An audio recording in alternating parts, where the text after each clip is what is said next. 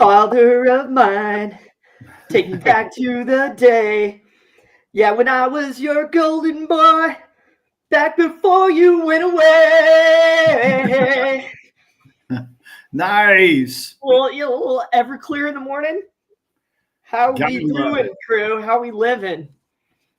Happy Father's Day to my old man, to my stepdad Chris, to my best friends Steven and Phil. Very proud of you guys and the fathers that you are. You have greatly impacted this young man. And to all the fathers out there, I see we got Landon in the chat. I see we got the professor. Atlantic, you got any kids running around? We got Cody's in. Cody's in. Happy Father's Day to you, my brother. Sam is in the house. Happy Father's Day to you, sir, my brother. Oh, we got everybody in the crew. How you doing, Dad? Dandy. Doing good. It's a I was texting with somebody. So many people just wish me a happy Father's Day. Thank you all. So great.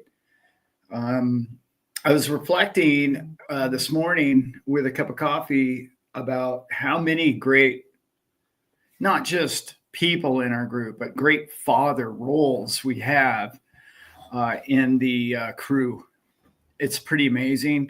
I started going through the list in my head and I was like, oh, wow. And then that one, and then that one, and then that one. It's just like, there's a lot of really good people in our group and mothers as well. But it's pretty amazing when you can say that there's that many great, not just human beings, not just knowledgeable about finances and money, but they're very knowledgeable about their faith and about their well-being and about man's well-being going forward. So, yeah, I'm proud to be part of this Father's Day group today, Brent. Yeah, me too. Yeah. We got the classic crew in here. Leanne, Becky, good morning. The best. Darren, Daniel, good to see you. Mm-hmm. David, happy Father's Day, brother. We got Nancy in the house. We got Chris back in the house. Love it. What all do we got to cook on here today, Dad? A lot. There's so much going on. Yeah. I just really want to, I like to keep Sundays lighthearted and family. And I think that's really important on a Father's Day. I love that. There's so much great crypto news out there, but we'll save that through Monday through Friday, There is fantastic things happening, in particular for the XRP Army over the next,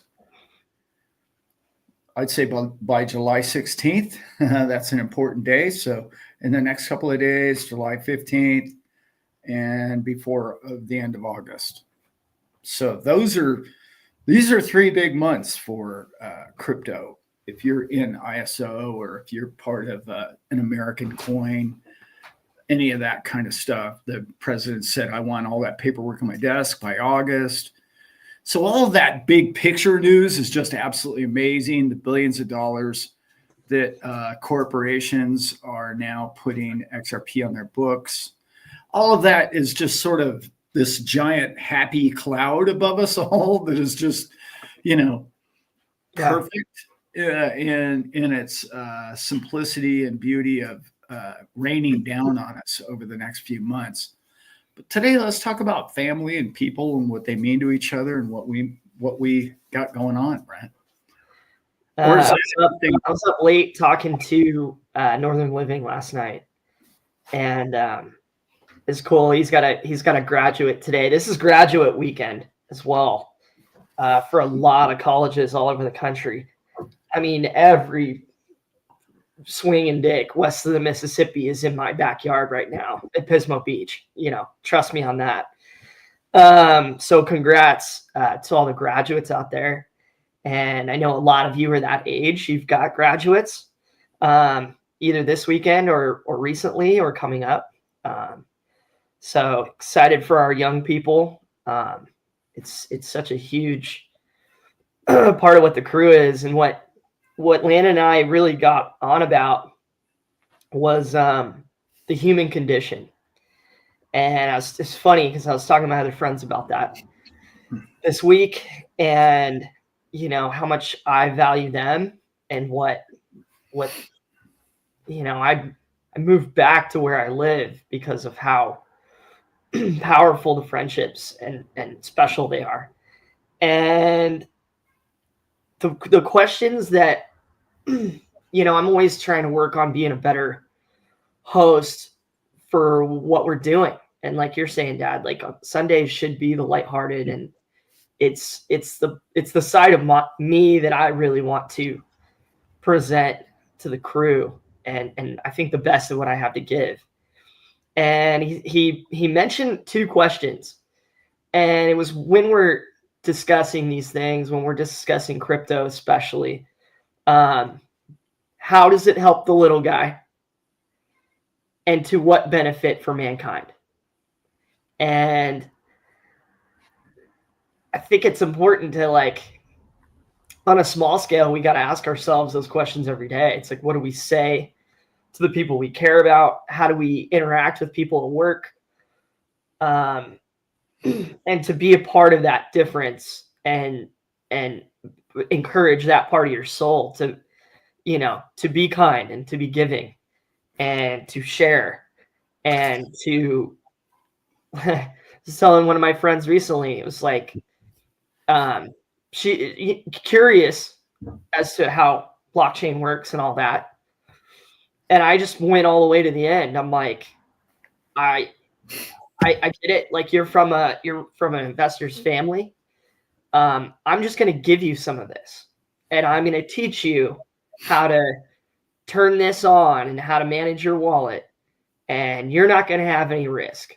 I'm going to give you the 20-minute Brent lesson. I'm going to give you the XRP, and then I just want you to sit on it. Just sit on it. She's not the kind of person that wants to sit around and look at the price, which to me is like, oh, thank God. Perfect. Because I've done the same thing with friends that look at it every day, and then they're right up on you, and they're like, dude, oh my God, it's dropping. Price is dropping, man. And that's good too. Like you gotta, that's just the differences in people. But being in the spirit of giving and loving and doing it just to do it, I think that's what being a great father is all about. What being a great person is all about. And so I'm going to ask that of us more in our conversations, and you're so good at it, Dad. It's what's the big picture look like? And it's right for the little guy. It's like, if the little guy can get this time period right in investing, and we all know the last 17 years, if you're owning Bitcoin or any of these cryptos, really, you've done pretty well if you've been a long-term holder. And so, like, how do you do it? I think it's those closest to you. To me, it's giving it away, and making the information exciting and fun, and having the intelligent responses to give to people. So I'm always trying to work on that as a person, not just in crypto, but in everything. It's like, what does my dad need right now? He's calling me on the phone. He's got something to talk about. How can we co-create together? How can we, where's he going with this? What question can I ask him? How can this be interesting and fun and useful to us? So when I mention the human condition, that's a lot of what I'm getting at. And I think a lot of what the crew all is great at, and what we all want to do for ourselves and the people around us. You guys are beautiful, man. You guys are so beautiful. Because you remind me of that constantly. like Landon reminded me of it at 1 o'clock in the morning last night on the phone. Yeah. How important that is in a technological conversation, in a investing conversation, in a any kind of conversation. That's teed me up perfectly for a concept that is a 40,000 foot view here. Mm-hmm. And I talk about it a lot, and I think it's more important today than ever before. And that is a concept of if you find somebody to be your enemy, or you find somebody to be opposing ideals, or if you find somebody to be, wow, I don't like that coin, or I don't like that project because of things that I've heard other people say, or I don't like that government because they're shooting bombs at these people, or whatever the deal might be. I think the most important thing for all of us to know on a spiritual level, and however I cannot prove what I'm about to say, I know it to absolutely be factual. One of the closest feelings or emotions that you can have or be in the moment of being God-like is understanding that that person at that moment is never going to be your enemy. That person is not your enemy. That person is spiritually one with you on the inside. Their ideals might be different. Their coin might be different. Their nationality and their language might be different. But they are all God's creations, and they are all beautiful on the inside. And if you can remember that in those moments of like, well, I can fix the world by fixing the problems of the world. And typically that means, oh, well, I'm going to fix all the bad people. Well, now you've lowered your energy level. Now you've gone from a high level and a connection to godlike being, and you've lowered yourself below even the level threshold of vengeful, fearful, revenge. All of those negative emotions bring you down below positivity for all mankind. When you can think that way and live that way and spend more of your day that way, you'll be amazed how all of a sudden, and I'm just going to bring it all the way back to monetary, you'll be amazed how much that affects your bank account, your life experience, your relationship with your kids, relationship with your neighbors and your friends and your people at work. And that becomes, because all of a sudden you understand how pure and beautiful you are on the inside. You understand them to be the same way because you've eliminated what Christ taught us all, which is eliminate judgment of others, and you will shine. You will become big, and your network and your outreaching of souls will become just flooding in. And the next thing you'll know is that you'll have less and less and fewer negative circumstances occur in your life. All of a sudden, it's like, wow, you hear about all this turmoil and stuff people talking about. It's like, I don't have negative conflict in my life anymore. It's like, what happened to that? It's because you quit focusing on how to fix all the problems of the world, and you started to resonate with what true, pure love and light is. Yes. That's it. That's what we do around here. That's what we do around here, folks. That's it. Yeah. And it can be your programming and your, media usage and there's so many distractions. There's so many things inside all of us right now that we've been letting this software run inside of us that is problem oriented. It's not solution oriented. It's not looking for the greatest, most interesting outcome in front of me forward. It's I got luggage on the tarmac and I'm standing there waiting on some airplane that I don't know if it's coming or not. And that's not what being a creator is all about. Being a creator is all about going forward, and it's all about working with what's around you and getting into that mindset with being available and working with everything and everyone that's around me. I think it's led to my greatest successes in my life, for sure. There's no doubt. So that message is absolutely it, Dad. You know, and when somebody brings a great idea to you, and all of you guys bring great ideas to us a lot. It can't be let's start poking holes in this and really figure out what the problems in this are and yada yada yada. No, it's encouragement, and it's wow, look at what they're on about. Look at what they're doing. Tell me more about it. Yeah. You keep talking me through it. And if something comes through the antenna, if something wise pops in there, take a moment in between when they're not talking and give it to them. Just give it to them. That's right. And it's theirs. You know, you get to be a part of co-creating with them in whatever it is that they're passionate about. And man, it's I've heard it said like it's selfish in a way because it feels so good to do that. That's right. That's why conversations with people is my favorite thing in the world. Like there's nothing I'd rather do than go travel and see you guys and go to seminars.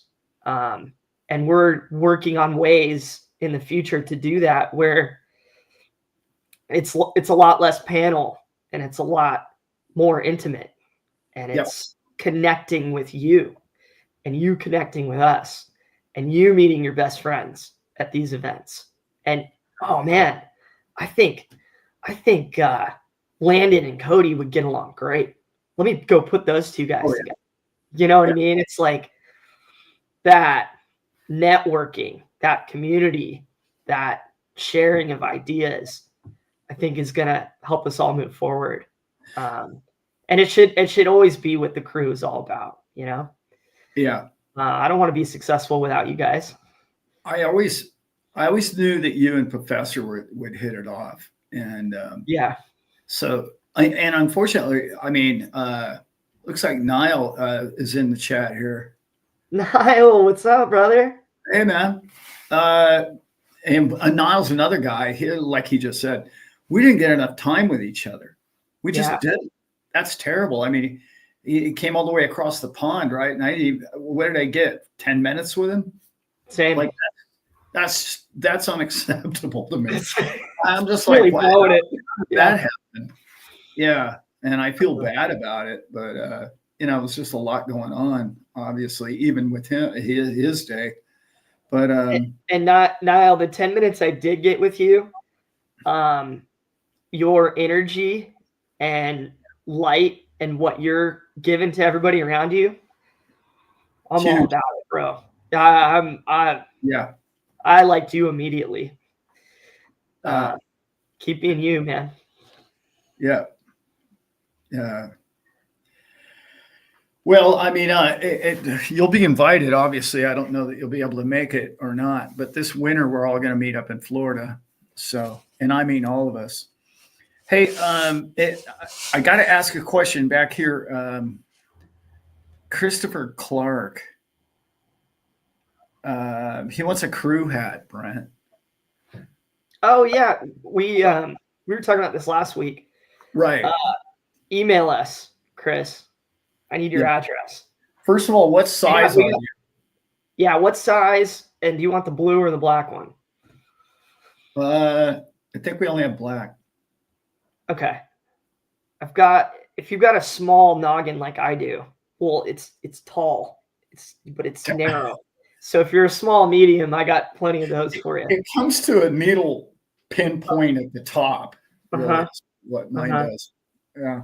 Yeah. So, like, we wear hats, guys, because there's a lot of forehead going on here. Yeah. It's a big, and the hairline. Right. Yeah. That hit us pretty hard around. We got to keep the sun off the beak too, you know. So we boaters. So Christopher, I don't think that's the Christopher that makes these shirts. I don't believe. Might be. Anyway, I think he calls himself Chris. But Sure. yeah, by the way, these shirts are awesome. Yeah. How good is that, man? He's surfing the banana. Yeah. Yep. That's just too good. I'm here for it.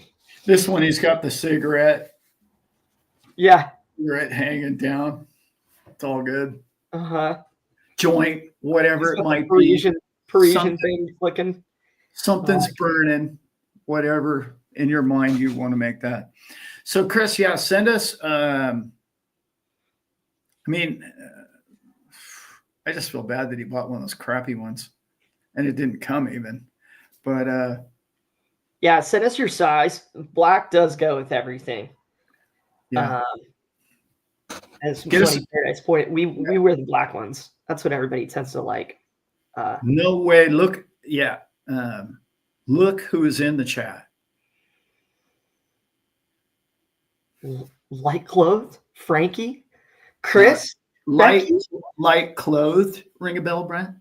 It does. And we know that to be? Is that? Well, I don't know because the name changed. Yeah, it did change. Yeah, that's Rashim. Oh, Rashim. Where were you in Vegas, brother? Yeah, he missed it this year. Oh. Yeah, light clothed, man. You guys check his channel out. Conscious Contact. Beautiful stuff. Yeah.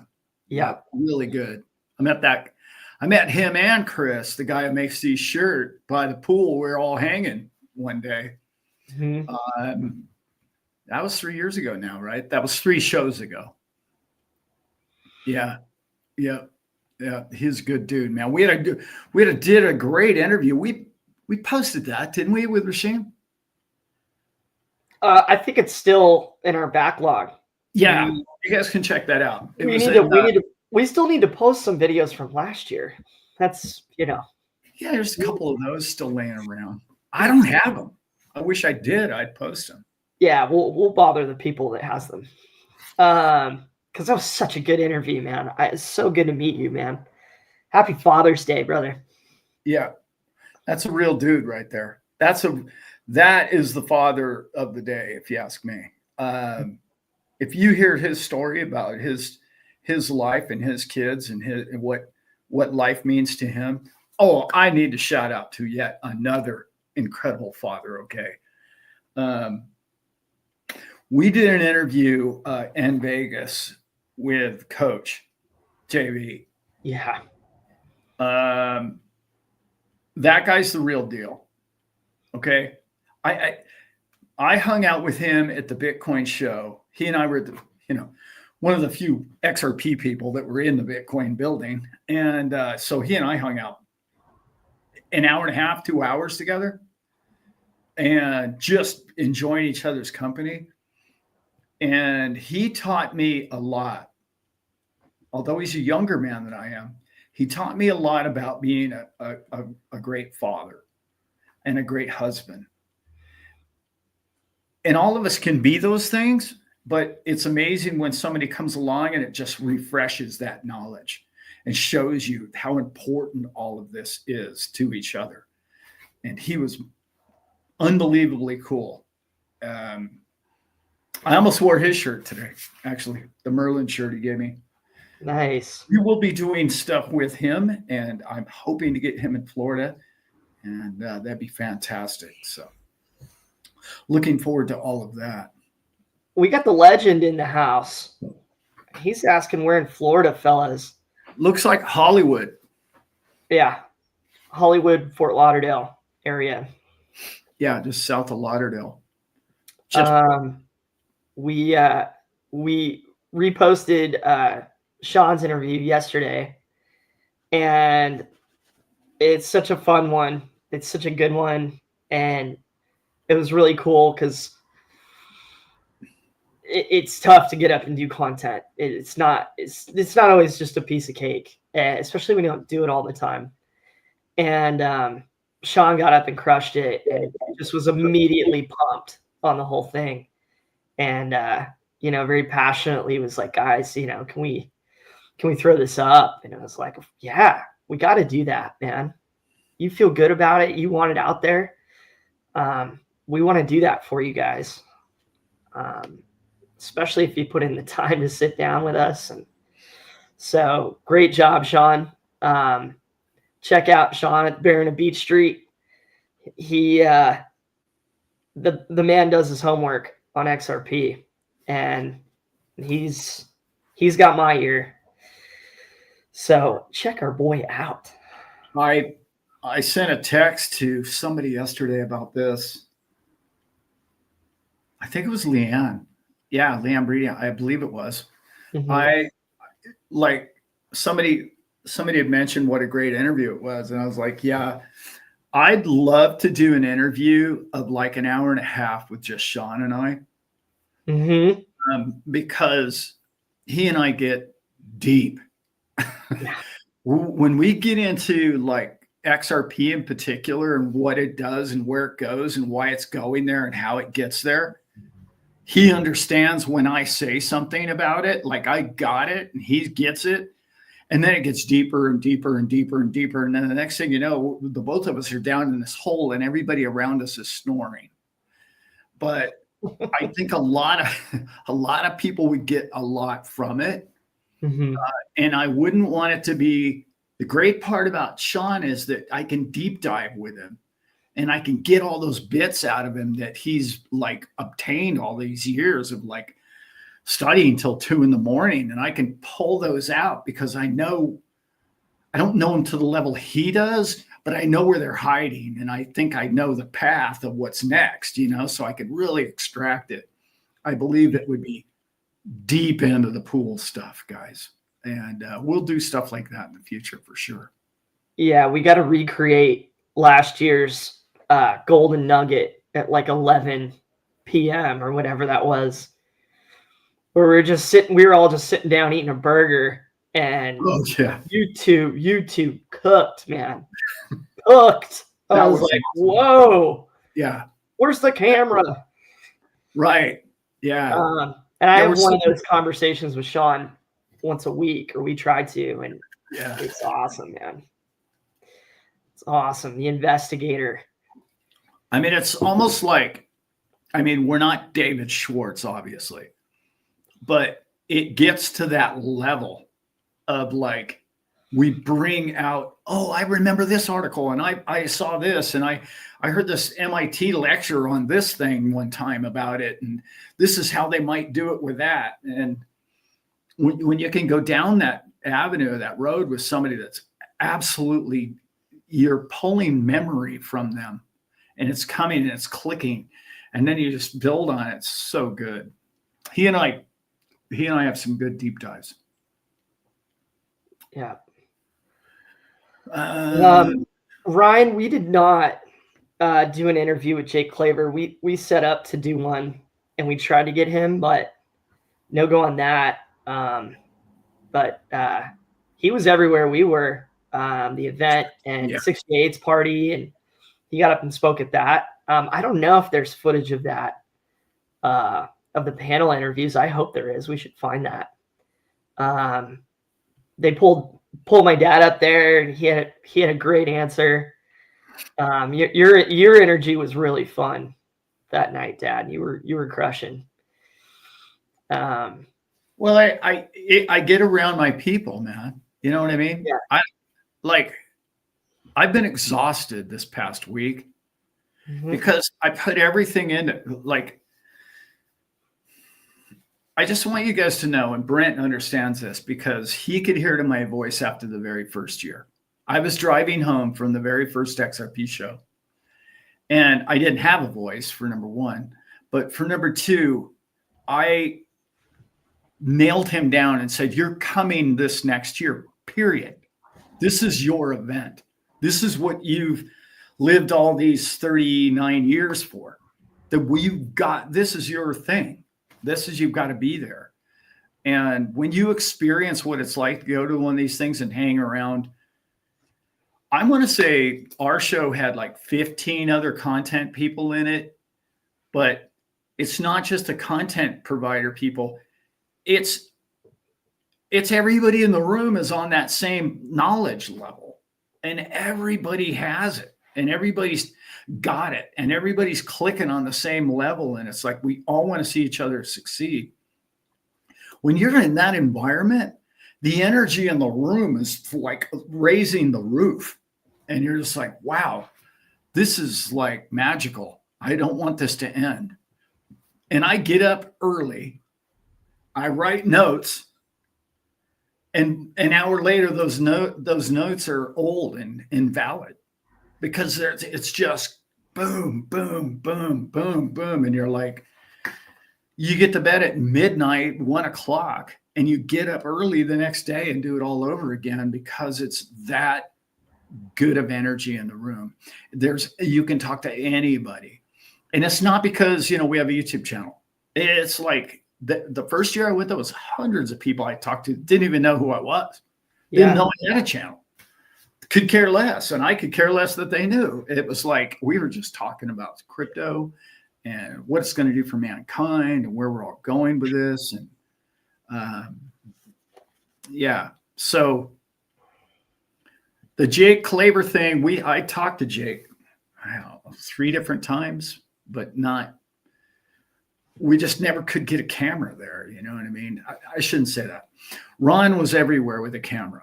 We just weren't at the same, all 3 of us at the same place at the same time. And then the very first night I called him Max Avery.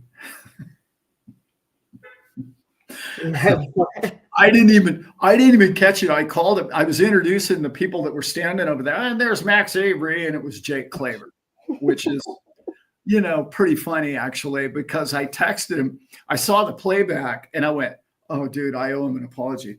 I texted him back and he goes, "Oh, dude, I call XRP, Cardano half the time." So yeah, man, there's just too much to remember. Like, I get it. We both had a good laugh about it. I told him it was a senior moment. Nice. But, yeah, it was funny. Yeah.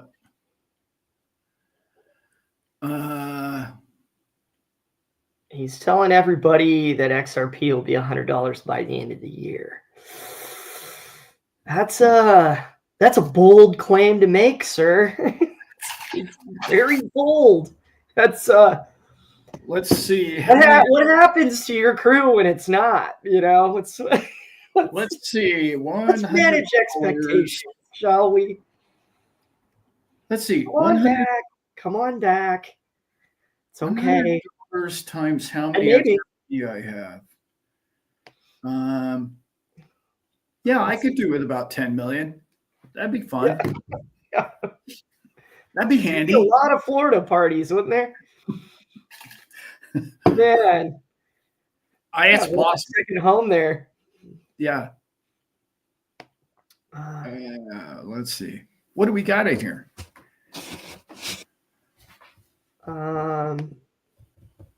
Some powerful happy time love for Jake. We've got, let's see, we're going back. No, I did not really. I did not have any co-op or I could use any knowledge. Question, J Dan. Does anybody use YubiKey? Do not know. No, I do not. I don't use it. I don't know anything about it, to be honest. Anybody does, get back to her boy, J Dan. Cody, have a great Father's Day. And let's see. I'm thinking, okay, if ISO, well, that's coming any day now, this month or whatever next. And if you're looking at that, if you're looking at the council actually getting hard copy in front of our president, that's supposed to be done before August. Both those are huge. I can't imagine that affecting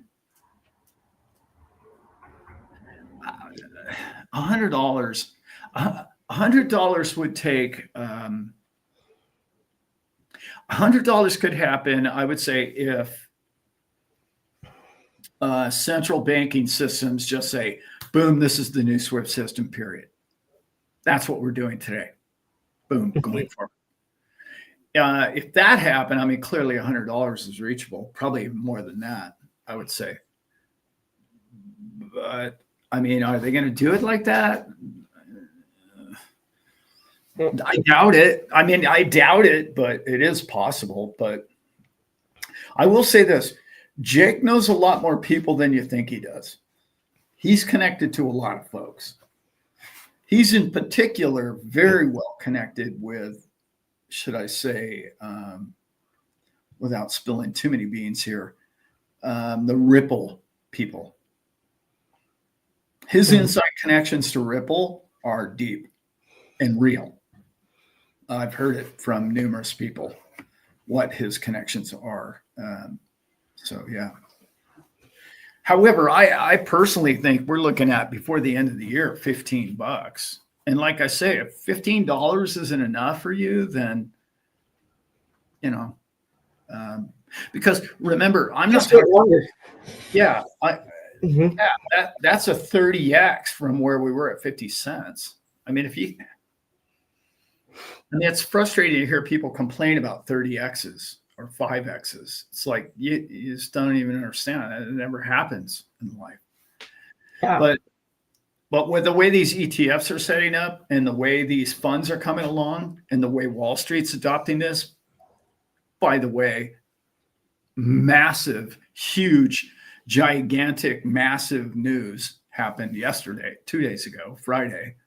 And I haven't heard anybody talk about it at all. Okay. On the Bitcoin ledger, okay, they are now running AMMs. Okay. Okay. The coin does not leave the wallet.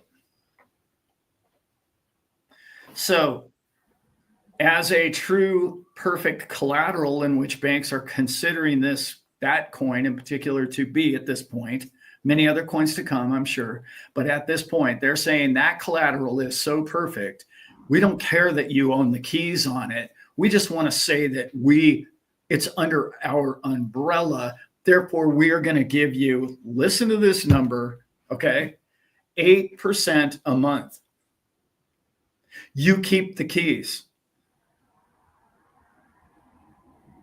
Do you understand what that means, guys? Like, you'll never have to sell, well, at this point, Bitcoin, but one day your XRP. Never. You'll never have to give your keys away or share your keys or like DeFi. I got to talk about this. I got a lot of grief about people giving me a hard time about going with Solana in my video last week. Look, let me explain something to you. Look these numbers up. I was going to print them out and write them down for everybody, but Solana, 81% of all DeFi transactions run on Solana. 81%. That's increased over the last 2 years. And I know everybody in XRP and a lot of people, oh man, look how much DeFi we're doing and all that. Solana's gaining in DeFi. When you look at transactions, Ethereum's in a nosedive. And it was all the Ethereum people hammering on me. Well, you don't know what you're talking about. Ethereum's the coin and nah. Scoreboard is all I have to say. 75% of all memes are on it. And I know you don't like memes, but how do you handle all the 75% of all those meme coins, which I think there's 1 million of them yesterday? How do you handle 75% of that and 81% of all the DeFi transactions and not have a glitch? That's powerful stuff, guys. That's the future of the transactions of trades, which is what that video was about. The video was about Bitcoin's perfect collateral. Solana is perfect transactions of on an exchange or DeFi. XRP is perfect monetary transaction, money to money, bank to bank. And that's what the whole video was about. Just look the numbers up and you'll figure it out on your own. Could XRP be the transactional of all Wall Street and all the futures trading and all the derivatives trades of the future? It could. It's way behind right now and losing ground, not gaining ground. So it's not likely, but it is possible. But stay in your lane and be happy with movement of virtually all the currency of the world. I would say that's a pretty good spot to be. So this write-up says Solana accounts for over 50% of the total DApp revenue in the DeFi space. This significant share is partly due to Solana's high transaction volume and rapid transaction speeds, which have allowed it to surpass Ethereum in total daily transactions. I didn't even bring up dApps. Yeah. I mean, it's like Solana now demands just over 50% of that revenue. Meanwhile, Ethereum's fee dominance has plunged to just 12.84%, putting it at a distant second. Dude. Solana's just crushing the market. And I think the only competitor is I don't even know if they're partners in any degree, but they are affiliated in some ways, is Sui. Mm-hmm. And that coin is blowing up. And I'm not saying it's a good investment because I don't do that kind of advice, but I will tell you that's an up and comer for sure. Yeah. I've tested positive for XRP.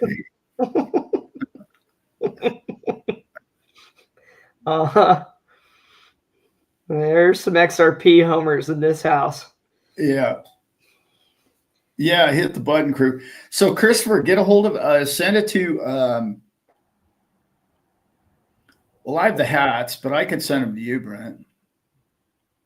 Yeah, we'll make it happen for you, brother. Yeah. Sorry, our store is a bit of disappointment. Don't order from there, folks. New store coming. Yeah, there is a new store. Better one. It's not going to have near as much stuff in it, but the stuff it's going to have, and it's going to be American made, and it's going to be quality stuff. Yeah, the crew's asking us how much XRP do you think is available for payments?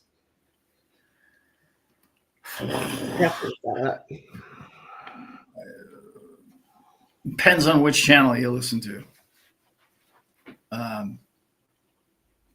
A lot. That's it. XRP market hasn't even been tested yet, guys. I know there's all kinds of banks and there's all kinds of institutions, and I get all that. And they've been doing it for a long time in the background. It's all been beta tested as far as all that goes. I get that. This ISO is going to be big. Let's just see how that goes, okay? Because I personally know that all of us associate ISO coins with XRP or that network being with XRP. The problem that I have is it's not the only coin that ISO has adopted. So in my opinion, we're going to own, just like Solana owns 81% of the trading market, we're going to own 81% of the ISO, at least, right? Maybe even higher. What does that mean to the retail price? What does that mean to how many coins are traded or used? I don't know. That would be one of those really cool questions for Sean to do a deep dive on. But yeah, AI saying circulating supply as of June 9th is 63.76 billion XRP. Right, but I don't. That's Yeah, that, how that's much not. of that is Yeah, right? right. Which is wow. That's a lot because Yeah, that's more than I thought. yeah. But yeah, it's like we have to deep dive that.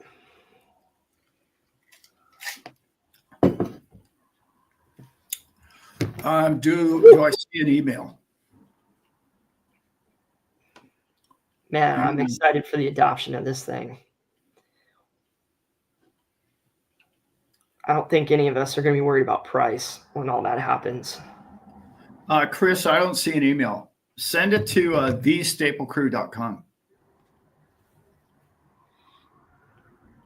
We'll get it on the website or it'll come to me.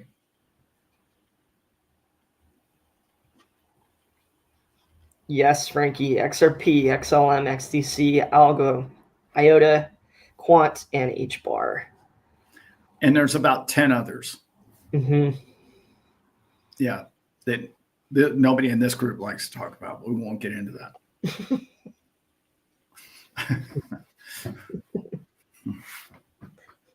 We got outdoor boys in the house. Nice. Got the professor in the house. Bull trading, thank you for the question. I would say, Chris, hit the like and subscribe button, but that feels oddly self-serving. But appreciate y'all doing it, so we get to talk to more people. Here we go. Let's just go for it. Let's just go for it on Sunday here. We are all going to be filthy rich. It would be a sin not to help out non-believers in crypto. Yes. That's it. Yes. There it is. Yes, it would. Thank you. Chris is still struggling. The only reason I'm here, say that very thing. Yeah, right. Crushed it. Ain't got no judgment for the non-believers or those who think they're above it or whatever. It's like, it's coming to a theater near you, and we're all going to come to it just like we all have at a different time and place and point. Yeah. Especially if it's adopted into systems that we use. So am I going to be, oh, look what I did. Look how much money I made in XRP. This is great, man. I'm swimming in it.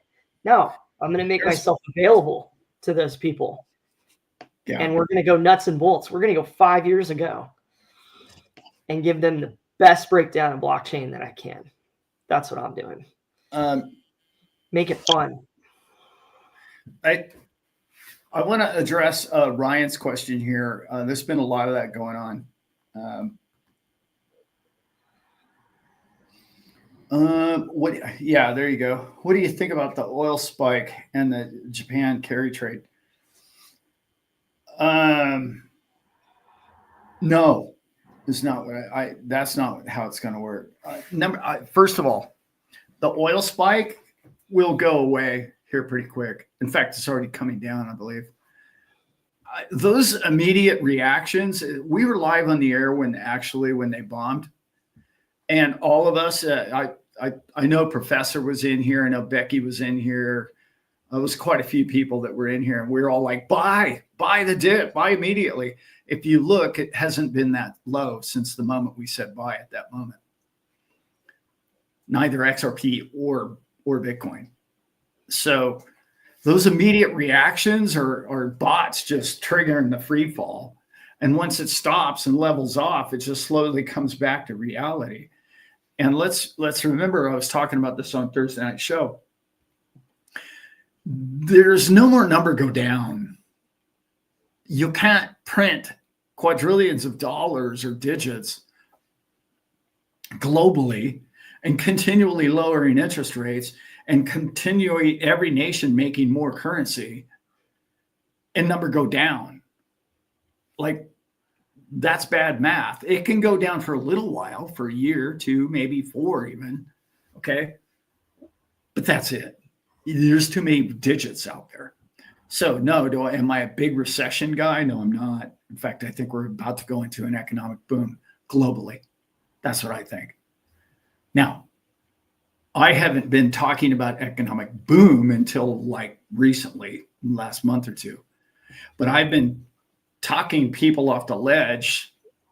I can remember Becky and I having a discussion last May because of a favorite economist that she and I love, a lady who used to work for the Federal Reserve. And I won't mention her name right now, but anyway, she was talking about, this May, you're going to see it. And this May, it's going to be a crash and it's going to be this. And I'm like, I'm sorry. I think she's wrong. I think she's wrong for a lot of reasons. People look, I'm going to go over this real quick one more time. And she's way smarter about the economy than I am. Okay, I'm just going to go with that. But the economy is more than math. The economy is people. And the economy is commerce. You and I buy things because we have to buy things. We don't have to buy things. We buy things because we want more things in life. We want more things for our children. We want a bigger house. We want a nice car. We want a new car. We want a barbecue. We want a deck for the backyard. We want things. That's why the economy thrives. Unless you can get an entire generation to constrict and say, I don't want any of those creature comforts in life, and do that around the face of the planet, the economy's going to go up. Over time, it's going to go from the left part of the chart to the right part of the chart.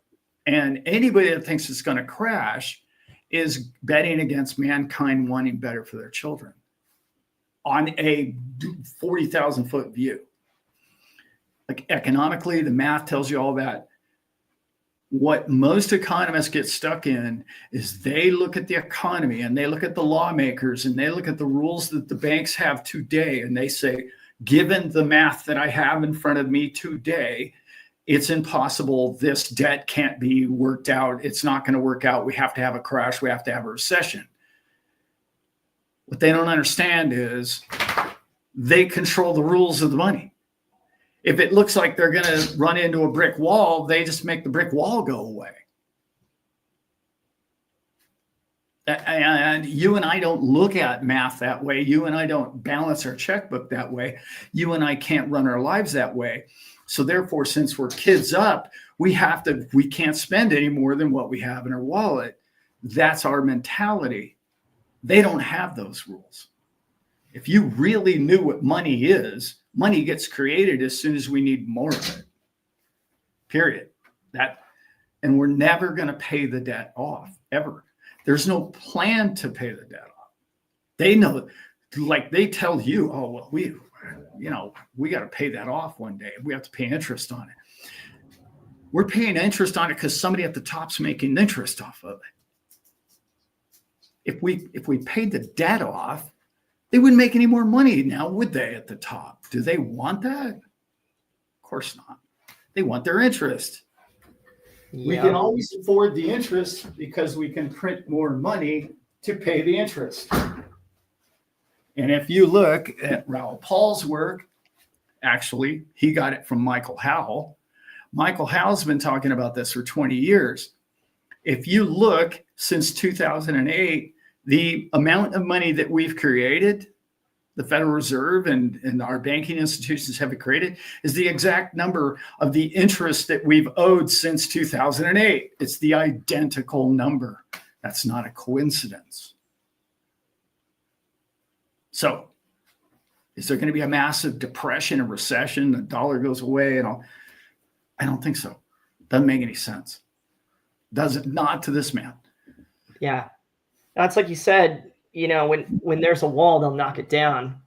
We saw it with in our country, between Reagan all the way through the Obama administration, the systematic deregulation of banks. And then we saw it happen with the allowing and the creation of like over-the-counter derivatives. And then you see it with quantitative easing. And then you've got the parts in the cycle. Great question. It's such a simple, but like one of the important ones we're all looking at. Chris asked, Dad, like, do you think the 4-year cycles are over? No. Yeah, no. They'll always be cyclical. Yeah. Right. But as far as like what would you say, Dad, on crypto specifically? Because we've all talked about, you know, the yodeler thing on Price is Right, you know, Yeah. where he keeps yodeling his way up. Yeah. And then people think crash, but if you got to think like peak, right? Like the real cycles of economics. Like you think peak, and then you have recession, and then you have a stabling off or like a trough, and the turnaround, and like that will always, from the changing of interest rates to the printing of money to the the man's always going to want their interest in their cut. So no matter what we're using, that cycle will continue. Yes. Borrowing will continue. And the key is this. Assets always will go up because the people at the top own them. They teach them to their children. And I have a great video coming out that, well, I think it's great. You may not think so. But I have a video coming out this week about assets. And it's a perspective on it that's completely different than I've ever heard anybody else talk about. Having said that. Sweet. Okay. Hoofty is right. The value of all things will go to zero against Bitcoin. He's correct in that statement in one way. All digits will go to that. All fake money, fiat, will go to that value. But you want the fiat still. You still want the fiat. It's sort of like the best place you can be is have a gold standard and then have all the fiat that you can spend. That's the perfect situation. You don't want to have to spend your gold. You want to spend that. Well, that's what we've been doing since 71.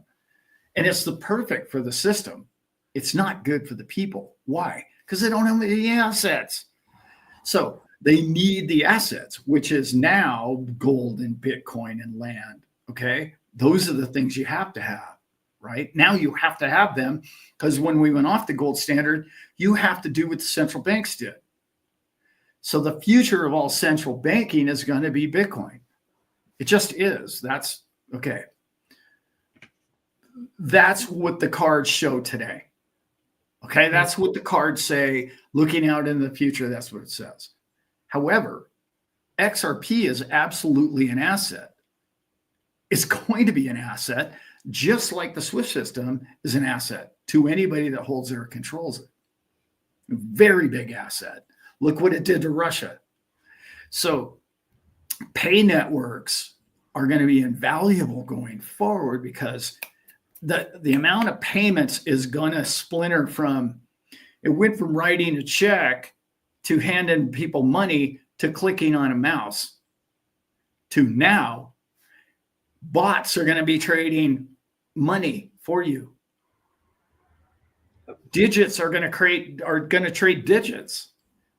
The only way to keep that going is digitally, right? I know that's simple math. Gold cannot keep up with that. So you need a collateral, perfect collateral that duplicates gold. It can still be gold, by the way. We can digitize gold to some degree. Its security would be an issue, but who counted it as a big issue for me. But you're going to need platforms to move it from point A to point B. It's sort of like having an internet without the HTTP. You can't. That's the format, the rails in which the entire thing runs on. So it's important to have both of those coins. That's why this man believes those two coins are the most important coins of all. And I've recently added Solana, even though I don't own Solana. You cannot argue with their network. You cannot argue with their market share. You cannot argue with the fact that all of those bots are going to need a platform in which to trade on, and they've captured that by 81% of all DeFi. That DeFi, by the way, is the future of profitability for you and I on our laptops. So we know that. Wall Street's figuring that out. So how are you going to get rich in the future? You have to have assets, a stack of gold, a stack of Bitcoin, or a stack of XRP, so that you can have your bots trading that and you get to keep your coins. That's what I was just talking about, how big that news was for Bitcoin. You don't have to deploy your Bitcoin outside of your cold wallet or outside of your financial institution in which to put it out on risk to make 8% a month. You get to keep it in-house and say, yeah, I got one of those things. I'll be part of the liquidity because you're never going to need my coins. And I'm still going to pay that person 8% a month for that use case.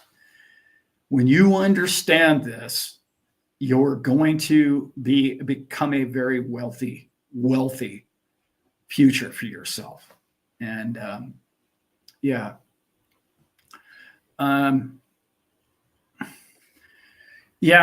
got another one of these guys in here, and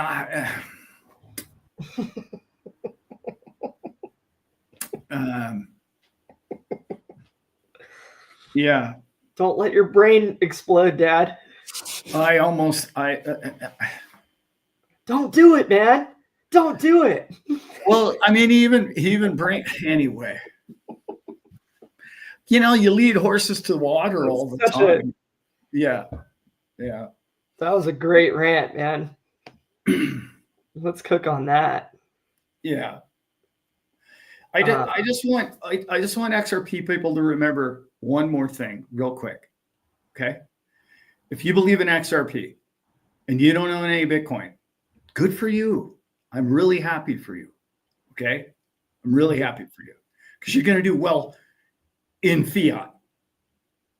You're going to make a lot of fiat dollars. Okay. What is the basis of that value in the future? Unless you sell a bunch of XRP for fiat and you turn that fiat into gold, or you turn it into Bitcoin, or you turn it into land, current today's standards, I know it could be a big giant rug pull. I get that. But I'm saying what nations are telling you, what banking institutions are telling us today, those are the assets of the future. Is XRP going to be an asset? Probably. I'm like 95% sure. But it's not yet today. Right. It's not. Right? Yeah. It's not. So when you get that, you'll understand how darn early you are with XRP. You're just simply I say this all the time. XRP will be a better buy when it's more secure in $5 or $10 from now. The people that buy XRP at $10 will be a better investment and a better investor than somebody who bought it when it was 20 cents.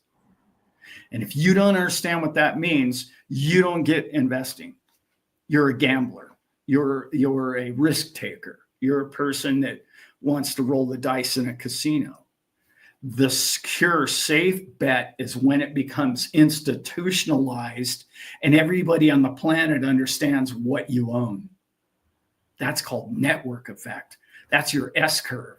And when everybody in the world has to have a cell phone, you might want to own a cell phone company. We're not there. We're closer with Bitcoin than we are with XRP. When you get that, you're like, oh, okay, well, my profits from this coin have to go into those coins because those coins are safer as an asset going forward. Yeah.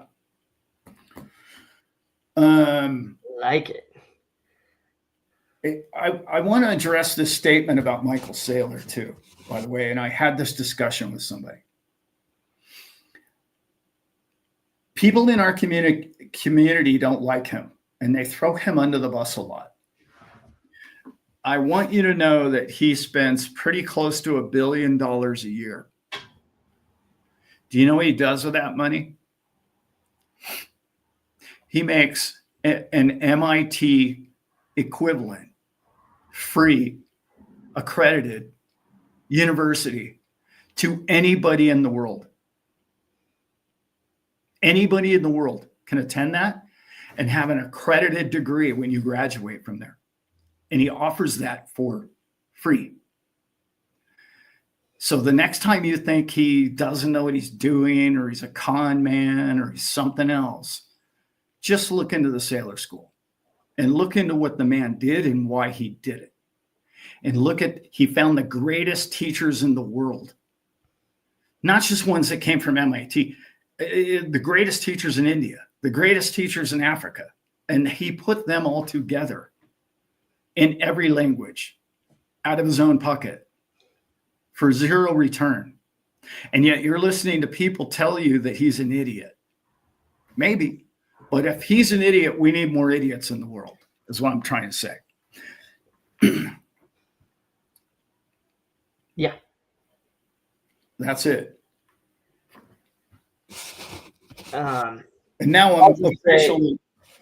I'll just say what affects one affects the other. And look at how much he's put into this form of technology. And no, we don't need Bitcoin to be utility. We need XRP to be utility. There are massive differences. Yes. Do I want to move around a bunch of Bitcoin on the Bitcoin blockchain all day? No. Why? No. Do I want to sell any of it? No, because of what my dad said. It's in the cards today. It is being held by the major banks. Well, held and not held, but it's on the books. It's now you can put, we got the bonds. We got 401ks going towards it. And that was a lot of, I didn't get to see much of the show at XRP, but that's what everybody's talking about. That's the catching up that XRP is doing now. It's clearly, yes, of course, we want to capture all this institutional money and the partnerships with ISDA, and you want to capture all that, and you want to make it movable, right? XRP utility. But what's being built on XRPL? We want to be able to use it for not just moving around our ones and zeros, but moving around real estate and the ownership of things, and that Internet of Things, that HTTP. That's what we need XRP for. That's right. And I'm glad that it exists because, maybe not perfect and not being used to the point that we would all like it to, but man, it has moved along. This whole train is moving along fast. Yeah. And we're into next month. November could be insane. Yeah. For the adoption, again, because of I want to answer like Michael Saylor, they're putting into the ecosystem, and they're, instead of every other economist and every other person that's told us you're an idiot, or they made 9 out of 10 people scared of it, this is someone who's put into it, into what you and I have and what you and I are trying to adopt. And I don't know. I don't know about, it could be rug pull for sure. Could be, but I don't sit around and think about that all day. It's just not, I'd rather see it trip and fall and knock its 2 front teeth out and get back up and keep going. Yeah. I'm not here to try to judge a form of technology that is clearly better than what we've been using for ever. That's the point. It's so much better than fiat, and it's so much better than gold. And XRP possibly could be better than Bitcoin one day. I believe that's a possibility. Not yet. That's my point of this whole chat. I want to address Bobby G's question. No, Bobby, I'm not saying sell your XRP today. What I am saying is if you have $1 million in crypto, and you don't have a whole Bitcoin, you're not paying attention. That's what I'm saying. If you have $500,000 worth of XRP and you don't own any Bitcoin, you're not paying attention. Okay, because there's a clear winner so far, and there's a possible winner. And now I'm talking about down the road. If you're talking about speculating, you only want to profit over the next 6 months to a year from now, then yeah, I would keep it all in XRP. That's probably more likely a higher return over the next 6 months to a year. But if I'm correct, and if many of the experts are correct, and what I know about the Bitcoin code and what I know about its safety and its security, it's collateral of the future. And the other thing is, its scarcity is becoming ridiculous. You have to remember, there's not enough Bitcoin for every millionaire to own one, let alone every billionaire. And you have people like Michael Saylor who own 500,000 of them. That means 500,000 millionaires are never going to be able to own a coin because he has 500,000 of them. You understand?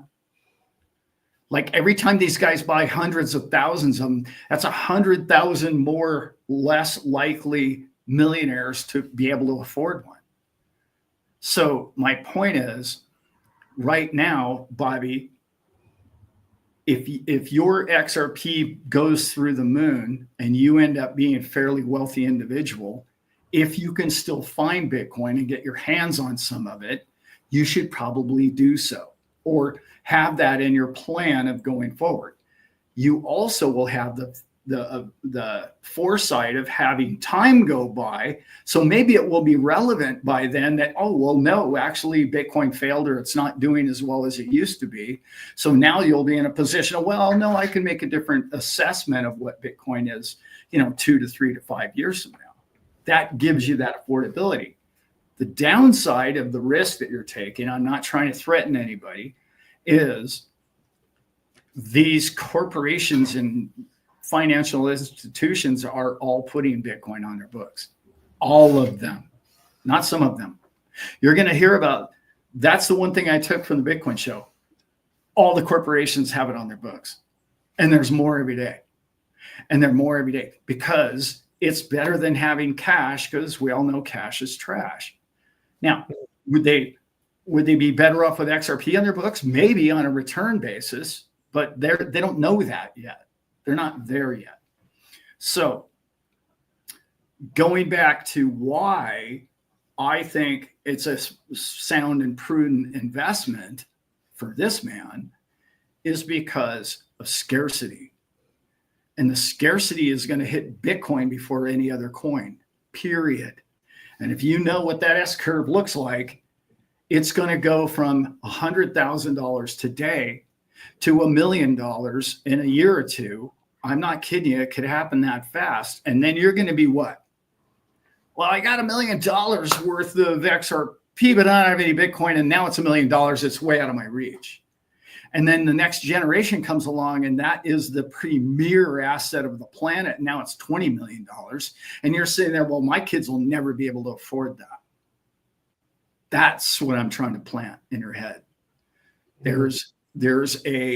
We all talk about generational wealth, but it's in your face as we speak. And I'm saying you better come up with a strategy to that, because I'm already looking at $100,000 Bitcoin going, that's too expensive. I'm not buying it. But I remember saying that when Elizabeth and I bought Bitcoin at $63,000, and we thought we were out of our tree. We were DCA and all the way up to that point. And I was like, no, we got to have more. We got to have more of it. And now that looks cheap, right? Yeah. So I hope all that makes sense. It's going to be difficult to purchase in the future. Yeah. Really difficult. We've been talking about it a while. It's at what point is it not on the exchanges? What point do you have to go through private brokers or your buddy to acquire some, or miners, or whatever. That, it's crazy to think about that future, but I feel like that's coming for Bitcoin. Okay. Especially when all of the corporations, and I've talked to people 3 years ago who said this. They're like, yeah, my company's totally getting in on it. Yep. Okay, punch up Ryan's question, because I got an answer for this. Okay. The problem with this question is the word dollars. Okay. I have hundreds of millions of dollars in XRP. Okay. What good is dollars? Our dollars are losing against Bitcoin about 50% a year. Why would you want that? You understand the question now? It's like one day, all these billionaires and all these corporations are going to say, oh, no, the only coin that's really that we base our monetary system on is Bitcoin. And all those people that have Cardano, you're all screwed. That's your risk. Because they're going to say, oh, well, yeah, your XRP is worth this many fiat.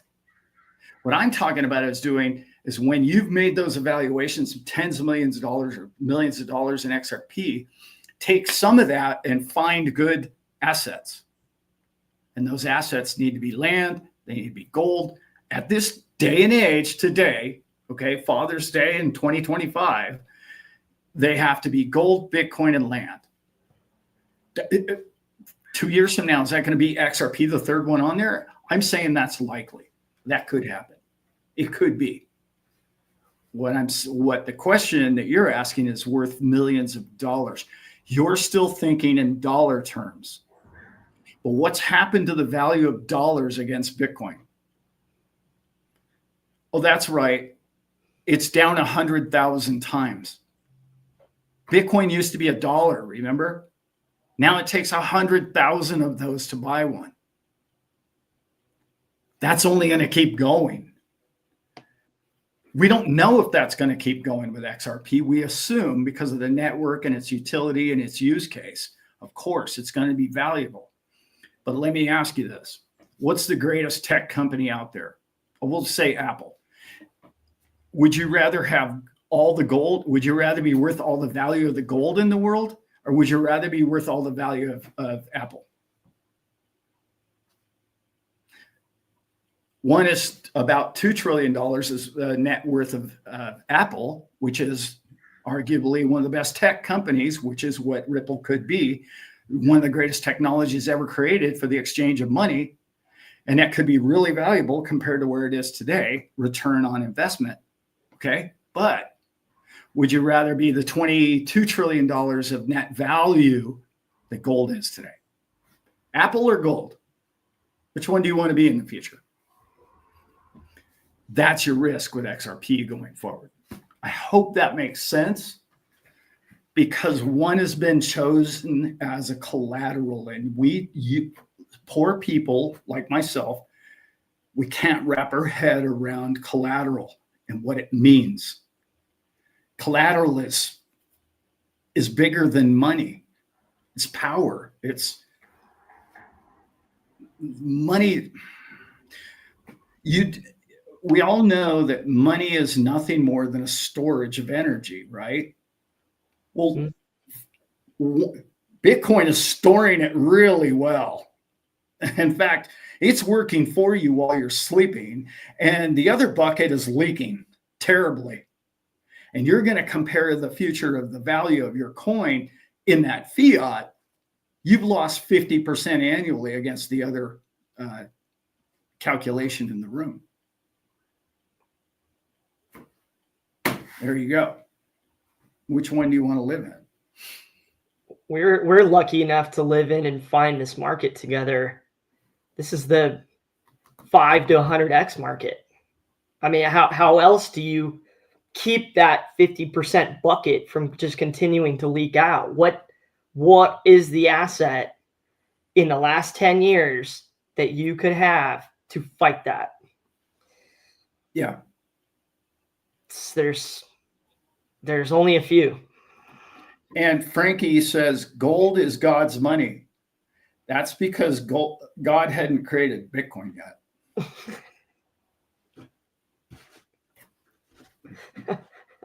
Oh boy, we're gonna take it in the teeth for that one, Dad. Well, people try and tell me that. Man, it's true. I agree. I agree. It's where I started my research on all this. People go, oh, well, gold isn't man-made. Bitcoin's man-made. It's like, sorry, wrong. Gold is man-made.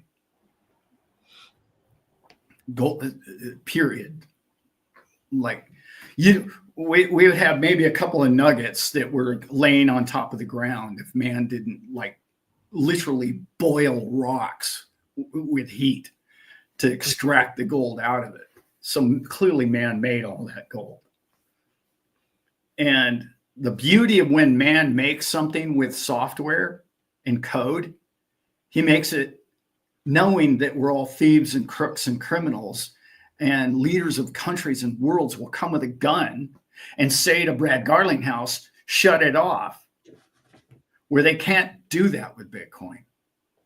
They can't just, there is no president of Bitcoin. There is no, and I know it's not a great analogy because there really isn't a president of XRP either, and I get that. But it's a lot easier to shut down a proof of stake coin than it is a proof of work coin, because people are profiting by that creation and the mining of those coins. They all have jobs and they're all making income on it, where nobody's making a job or an income from the staking of Cardano. Well, they are in the staking of it, but if the staking went away, they wouldn't have a job. I hope that makes sense. Mm-hmm. Here we go. It's true. Bitcoin is the only currency that Jesus would have not flipped the money changers table over. Yes. Happy Sunday, everyone. Yeah, that's it. Uh-huh. Yeah.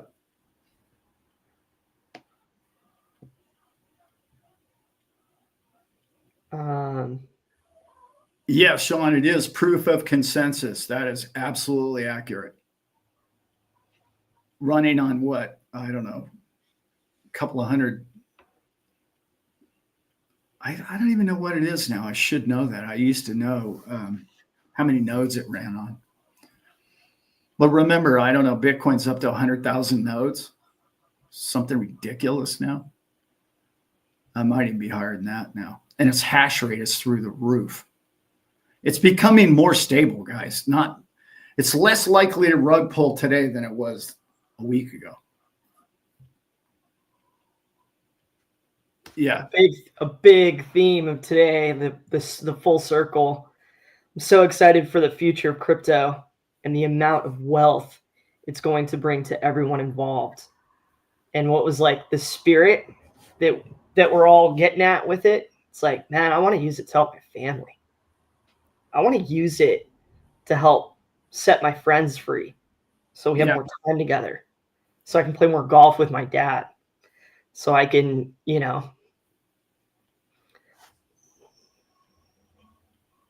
Yeah. It's just a tool. How will we use it? See, Travis has got it figured out. But like, we don't know that for sure. But in today's rule, okay, you're going to want to take some of your profit from your current coins and put them in more stable, secure things. You're just going to want to do that going forward.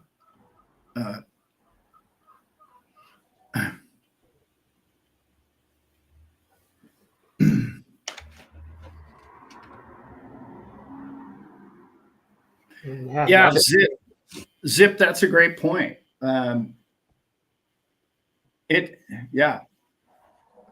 not a maxi for anything, but I don't hate Bitcoin.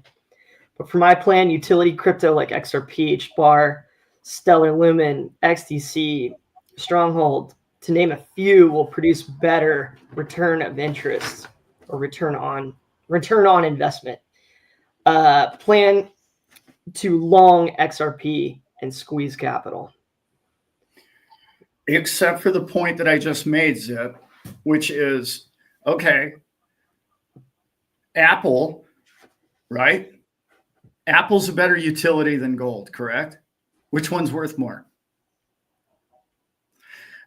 Apple's worth 2 trillion and gold's worth 22 trillion. Do you understand? Yes, utility is important. Yes, it's great to be Microsoft. Yeah, it's great to be a utility. What I'm saying is unless XRP becomes the value of money to all mankind, it can't compete with the value of gold, and it can't compete with the value of Bitcoin. Yeah, I'm just saying. Because one's a technology and one's so far not. It's a technology and it's not so far considered collateral or money yet. And the day that that happens, you're going to wish you had a lot of XRP, of course, clearly. Yeah. But currently, as of Father's Day today, that is not the case, right? But one of the things I also know is I don't know anybody who studies Bitcoin who actually is an XRP maxi or an ISO maxi. They just don't. Yet it still blows my mind that Brad Garlinghouse owns a ton of it. And what John Deaton, 80% of his portfolio is Bitcoin. Why is that? Ask yourself, why is that? Because here's why. When you're building a portfolio, you want the strongest coin to be your maximum value. Okay? That's the one that's 50% annually, and it just keeps chugging forever and ever and ever and ever and ever. You want your home run not to be your 80% because it has risk of loss, not being relevant. Well, I'm not saying XRP has that. That's not what I just said. What I'm saying is it's not there yet, right? So you want your biggest part of your portfolio being the secure item, in particular if you get to be my age, right? If you're 25, that's a different risk strategy. But the 20%, like you just said, Zip, can be that home run ball. Return on investment can make way more money than the other 80% in the next 5 years. Correct. Money. It will make money. It will make fiat. It will make those worthless things there's lost value to the other 80% of your portfolio. That has to be equated. And so far, if you look at market share and if you look back the last 10 years, which one has outproduced the other one, XRP or Bitcoin? They're kind of neck and neck, really. They're kind of holding each other up. Yeah. Yeah. It will be a multi-chain world. You are absolutely correct. Yeah. There won't be there might be multiple currencies. There might be. It all looks to me to be duplicated by the US dollar with stable coins to me. Yeah. Yeah. And by the way, that was my point earlier. DTCC will be, in this man's opinion, not consumed by XRP. It will be consumed by Solana. Or it's more likely today be consumed by Solana than XRP. I hope that's wrong. But remember, I don't see XRP as being the stock transfer coin. I see it being the currency, the banking institutional transfer coin. It could do both. It could. Currently, it's not even remotely in the same ballpark.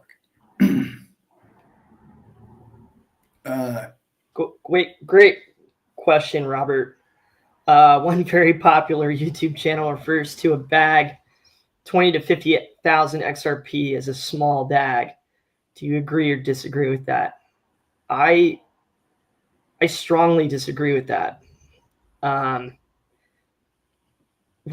One, I have a small bag, but how much is enough? This is why I love, I talked about this during the show, but I love what Lewis Jackson's message on XRP is. He's got a lot of them, but the most common thread in his stuff is like really just trying to break down the number of like, okay, once I have this much and I have this amount, which is not 20 to 50,000. It's more like, say one of his numbers was like 10 to 14. Once you have that and it goes a certain price, it's like, how much do you really need to live? What's comfortable? Yeah, 20 to 50,000, maybe you're stupid rich yacht guy. Cool. But that's not going to be the majority of us. It's just not. Maybe not even in this group. It's going to be there's going to be a lot of Brents where it's like, I know that if I had $10,000 a month being made or generated that I can use from my asset that I'm holding that I don't have to sell, then I've won. That's the point at which how much we want to have. And based on what we know is coming with Swift and XRP and the AMM and all the things that we're going to get to do on XRPL, all the projects that are being created on it, which are insane. It's probably not going to be a lot. So I disagree. What do you think, Dad? Well, I think it harkens back to exactly what Zip was just talking about. I think it's its network effect obviously is going to be what's in question at this point. What's in question? What is, what as the smoke clears and we look at the horizon of crypto, because that's all we can do is see what we've seen so far today, right? All banking institutions around the world are buying Bitcoin. I'm talking about central banks. I'm talking about Russia. I'm talking about China. I'm talking about America. I'm talking about all of them are buying Bitcoin. Until the day that they say, oh, well, this is the technology that I know we're all going to use, then I would say your ISO coins aren't there yet. And that's like weeks away, guys. We could that day could come and it could hit us like overnight that the network effect that you and I understand the utility case of that could just explode overnight. We know that, but I don't see it being, it's still not the collateral. You know what I mean? Like people don't understand what it means. People don't understand what it means to own IBM or Microsoft or Google, or that's collateral, massive collateral on the face of the planet. People's pensions go into that. All the pensions of the world, by the way, guys, aren't going into ISO coins right now. They're not. They're just not. They're going into the Bitcoin. Now, will that stop and it go the other way? Well, then you might say, well, then, okay, I get it. It's going to stop and go the other way now because it's a better technology. Maybe. Yeah. But it's hard to say that that's going to happen. Most people don't understand how long and how hard it's been and how secure Bitcoin had to be before it gained the trust of banking institutions. It's been 16 years of, and I know most people think, oh, yeah, no, they rolled out the red carpet for Bitcoin. No, they put people in jail and in prison and closed bank accounts all around the world just because they used the word Bitcoin in it. It's taken that long for it to surpass the banking institutions. How did it pass? How did it pass that stress test of 16 years? Because it's the perfect collateral. And people that don't study it don't know that. and they listen to YouTube channels telling them, oh, it's a rug pull. It's a giant, Trojan. It's be careful. They're going to pull the rug on that because I have a leading authority has told me this is what's going to happen. And I know, and I got the inside scoop on it. It's like, well, okay, scoreboard. How have you done? Like, and those are some of my favorite YouTube channels. And I hear them talking about it all the time, but it's the president, I'm going to just repeat this real quick. The president of the United States is allocating $14 billion to Bitcoin. His family business, $14 billion. Why is he in a hurry to buy $14 billion worth of that coin? Because all the other corporations in the world are buying it. He's being stress tested as the president of the United States, as a businessman. His business is forced to purchase as much as humanly possible. We're not in that boat yet with XRP. We're not even close to that boat yet. As soon as there aren't any more Bitcoin to buy, those trillionaires are going to make this the most important thing on the planet. I'm just telling you, that's the way they've done it in the history of man. And maybe we can, monetarily we can catch up with some other coins. And I think we can, like you say, use case, surpass, and make an annual income that's just going to be unbelievable for generations of your children to come, of course. But I'm just telling you, they picked a clear winner already. It's pretty damn obvious. But it's hard for crypto people because they're either Cardano people or they're XRP people or they're, whatever, coin. And they get tunnel vision and they're not seeing what the fat cats are doing, I did some math, Dad. Yeah. Frightening because I'm not good at it. If you got 14,000 XRP, you can do any type of math, but this is the point I was making. You got 14,000 XRP and XRP goes to $8. You've got that much value in it, right? You got about that much. One way that I'm going to look at doing it in the future is you get into one of these trading bots, let's say, that makes 8%. There's 10 grand a month. There's 10 grand a month.